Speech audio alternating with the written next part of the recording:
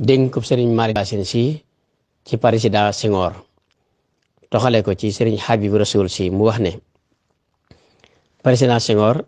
dafa mas a dajeeg sëriñ Malick Bassine Sy ca Tambacounda 1946 nuyu ko ne ko sëriñ bi dama fee dikkoon doon dox yoonu politique dégg la fi ñu wax ma ne kilifa gu baax nga man na naa fi ñëw siyaar la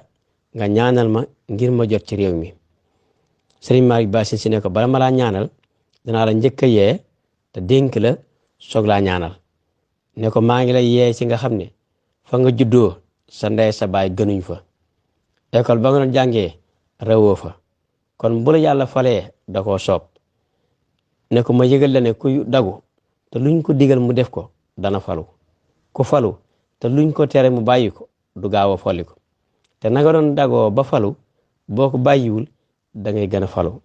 teg ca ne ko mbaa bu la yàlla falee doo jàppee nit ñi ni ay mbaam président Senghor ne ko déedéet mu ne ko bul ko def de ndax yàlla nangu na war waaye nanguwul dañal ne ko bu la yàlla falee nga jàppee nit ñi ni ay mbaam dana la teggee ci kaw teg ci suuf fa keneen teg ca kaw mu boole leen yilif ne ko ñiy falu ñoo fi jóg waaye ñi falu ci seen kaw duñ fi jóg ndax baadal lum gàtt gàttu fan nangami buur yilif ko dal di koy ñaanal président Senghor ne ko jërëjëf sëriñ bi bu réew mi bari le woon kilifa yu mel ni yow dara du fi yàqu